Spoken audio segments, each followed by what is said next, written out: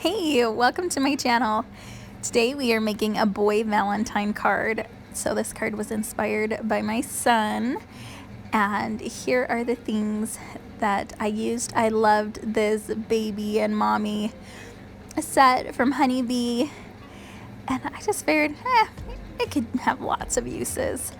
So I wasn't just gonna stick to only doing baby things. My son is gonna be 6 in just a little while, so I figured this would be great to give him a little bit of a mommy and me card for Valentine's Day.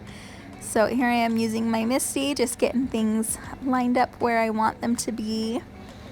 Decided I was gonna have hearts in the air around the mommy and baby elephant.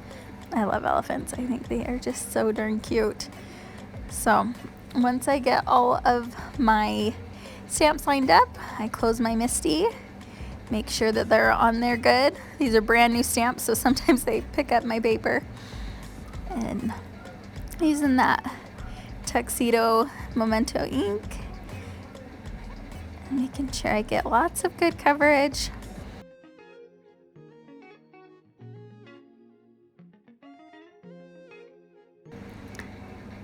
I feel like it did well, so I'm just gonna wipe it off and remove my stamps so then I can line up some more stamps. These ones, it fills in the inside of the heart. So on this one, I'm actually gonna use the color that I want on those hearts. I'm gonna use the Lucky Clover Distress Oxide.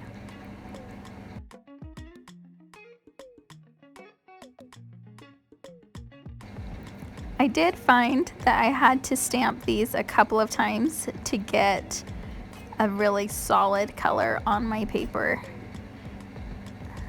So I don't know if that is just because it was a brand new stamp or what, but it took me a couple goes. And then I'm using my B06 to color in the hearts in blue. I really wanted to make this as boyish as possible, but still be able to fit for Valentine's Day. Now I am starting with my darkest color, it's N2, and just finding all the dark shadows where I think that is coming from. It's taken me a little while. I am definitely not an artist by nature. I have always wanted to be. So learning to color with Copics and thinking about where my lighting's coming from and what would be shaded has been really fun and challenging for me. So if this is intimidating to you, just give it a try. It's totally worth it to just try. And the nice thing about Copics is they're so forgiving. You can blend out anything that you feel is too dark or not dark enough. Like, it's really easy to make changes to your picture.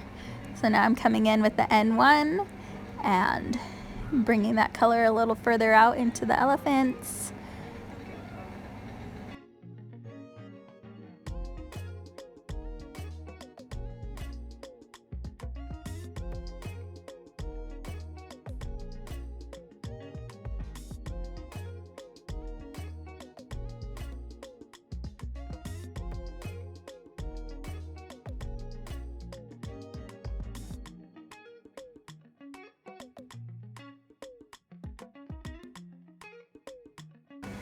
Now I'll come in with my lightest color, the N0, and just color in any white spaces, make sure that I've got things blended out.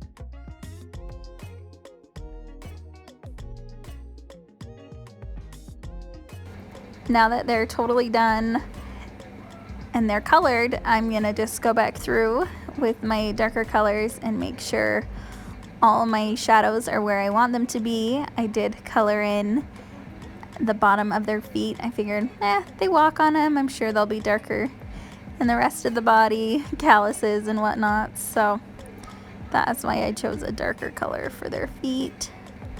And just going back through and making sure I got all those shadows back in, because as you add more colors, it definitely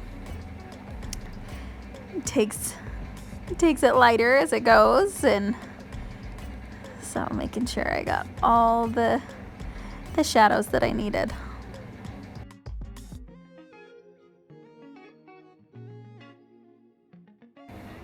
Now I'm going to color their tails. I'm using the warm one, and it just wasn't quite dark enough for me. I wanted a little more color.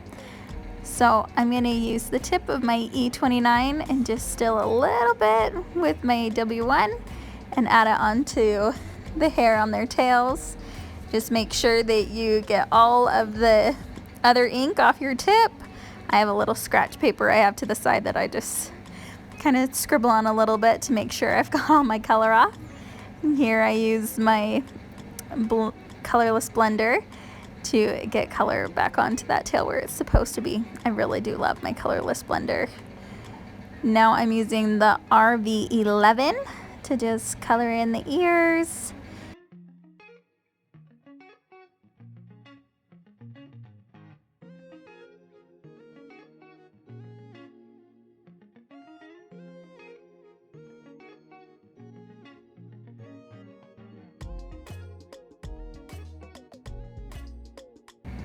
Once I got the ears colored in, it really washed out that baby's face. So I just came back over it one more time with my N0 and made sure he had some color and he wasn't so washed out. Alright, so now that my stamped image is done, I am gonna do some blending. I have never done blending before. This was my very first time and I loved it. I actually am using my niece's blending brush because mine hadn't come in the mail yet. And I just couldn't wait. I was so excited to try. So I'm actually just gonna use the one color. I'm not gonna blend any other colors. But I just wanted to make kind of a little bit of a textured background. So you can see I've got some darker spots and some lighter spots. And that's kind of the fun thing I feel like about using the oxides or the distress inks, sorry, that it doesn't always look exactly the same. Even if you get a smooth blend, it still has some texture and some different shading to it, which I really love. So I'm going to use my Versamark ink and make sure I get a good stamp on this. Lots of love. I did forget to use my anti-static powder bag, so I do end up having to brush some of it off, but then I'm using the Copper Nuvo embossing powder, and I love this color. I have not always been into copper, but I feel like this color was perfect for a little boy Valentine card.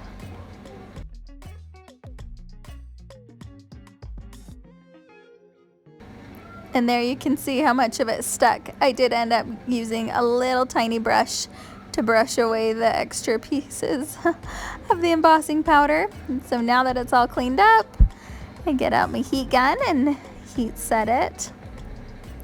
And I just love how it looks.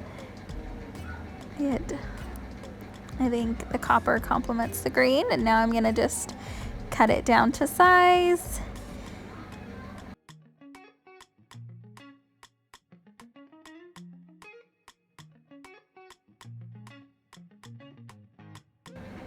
I didn't really have a size in mind for how big I wanted this to be. I just knew I wanted to make it small enough that it would fit on the bottom of the card, but still big enough that you could see all the different shades and and colors of the green. Just a little more visually appealing, I feel like. So once I got it cut down to size, it's now time to add it to our card. And without measuring, I just kind of eyeballed it. I feel like it worked pretty good. So now I'm gonna just add some puffy tape to the back to make it stand up off the card just a little bit. My camera died, so I did not get to finish this card on camera. I didn't know that it had died, so I just put it on a plain white note card, and I will be giving it to my son this Valentine's Day. Hopefully this inspired you to send more cards to the boys. Have a good day.